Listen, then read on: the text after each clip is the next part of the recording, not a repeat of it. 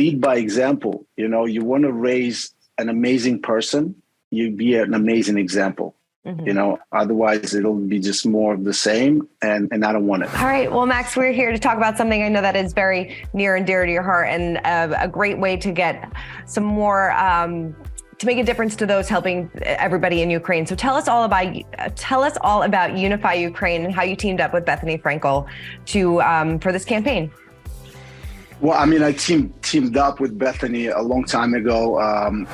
We met a while ago, but then in the beginning, February 24th of last year, when the war started, and you know, Russia occupied and went in and started this aggressive, you know, occupation. I was actually in Kiev, and you know, it was heavily documented because at the time I was kind of like, you know, I was pretty much stuck, and you know, I wasn't able to get home, and so it was a big drama. Bethany was the first person who reached out to my wife, Peta, and she said, you know, here's what he needs to do, here's where he needs to go, and, you know, we can get him out, and so on and so forth. So then I started speaking to her about what I can do, and she really, you know, direct me at, you know, the right people and right organizational setup to, she didn't say, here, go be a part of my organization, or, you know, this is what you should do. She said, here's how you look for, you know, not the signs really, but here's who does it right,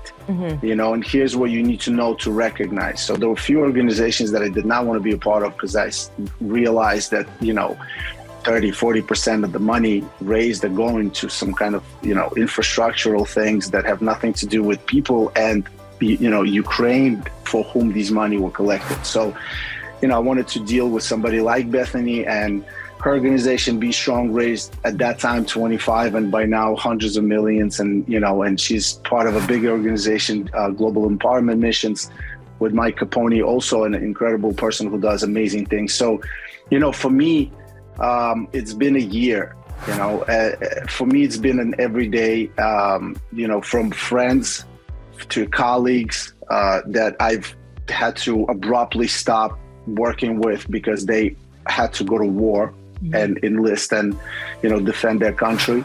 I'm looking at dancers who are in their young 20s.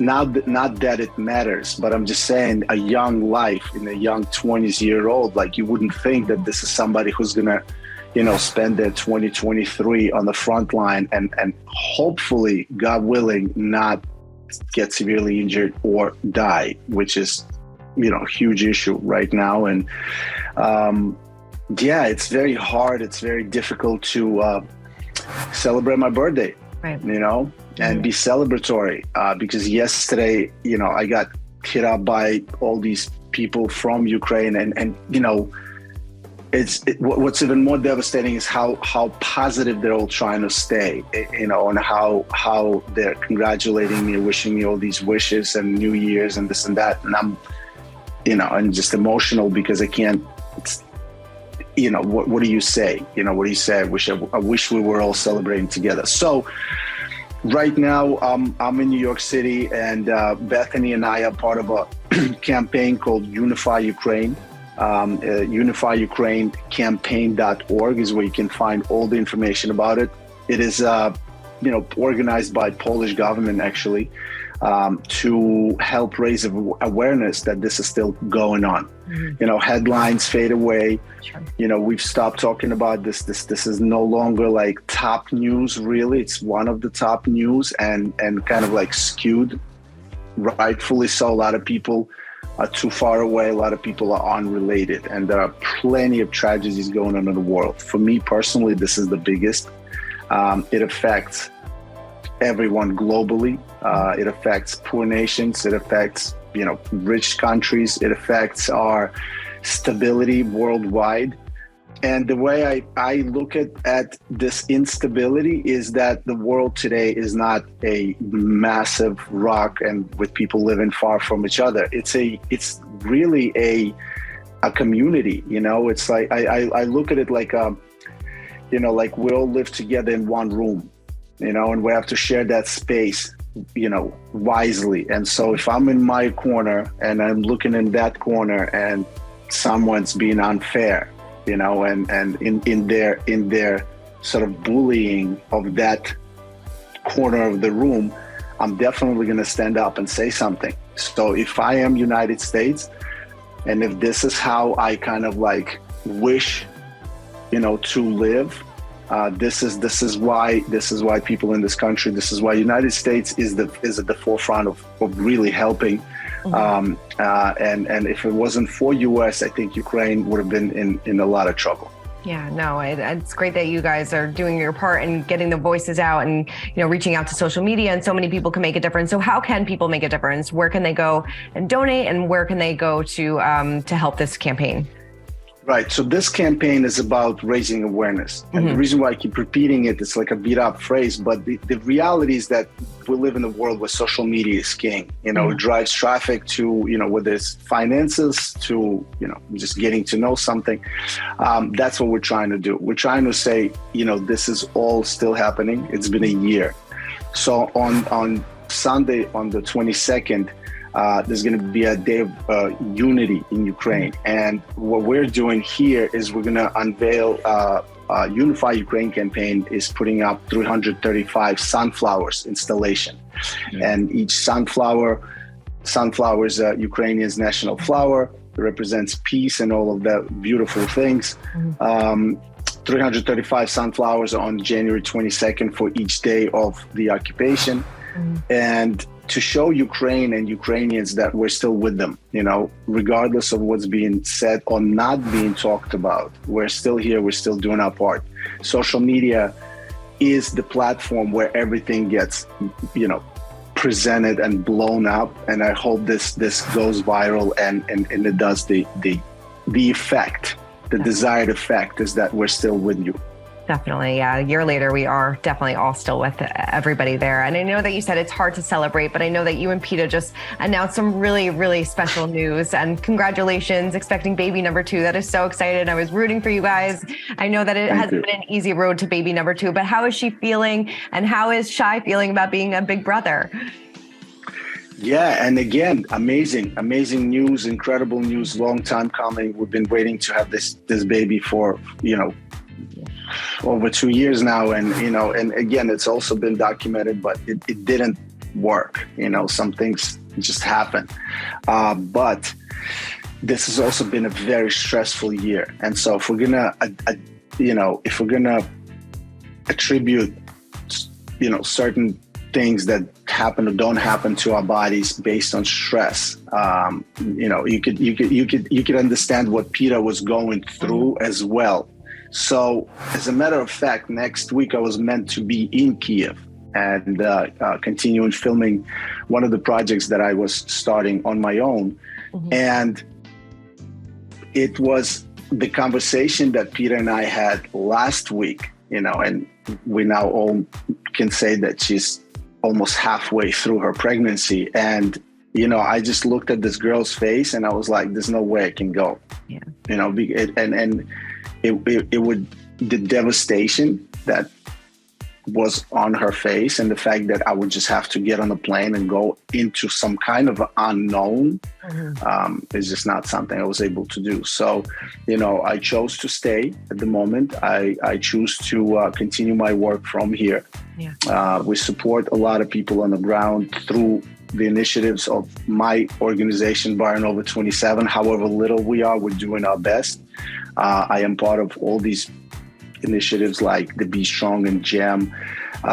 And I cannot, first of all, I cannot wait for this to be over, and for Ukraine to have a victorious ending, and for all of us to then continue rebuilding this absolutely beautiful place. So, for me, Day of Unity on Sunday, this campaign, Unify Ukraine, I mean, the words, they have so much meaning. I want to make sure that everyone watching this are very clear how appreciative everyone in Ukraine of all of the help the United States, especially specifically, is providing. Every single person that donated a sock to my organization, or a dollar, a penny, whatever they were able to or not able to in a very difficult year that we all found ourselves in. This campaign right here is not to say, you have to do more because you're not. This campaign, as you say, you've been doing a lot, but it hasn't ended. And so we just need to continue doing that. This hurricane is not over. We don't know when it's going to end. The damage is continuously mounting. And so there's going to be a lot of work to do when it's over.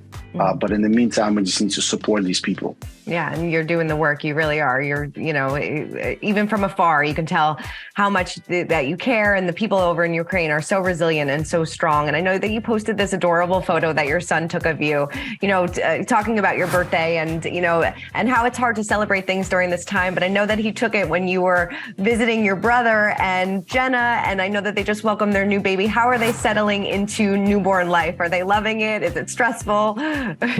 Yeah, I mean, all the things that it's so funny. All the things that I've been sort of screaming. When I had a kid, when we had Shy, it just blew my mind, and I was a completely different person. I couldn't wait to have kids, and it was a dream come true. My brother is a more pragmatic person.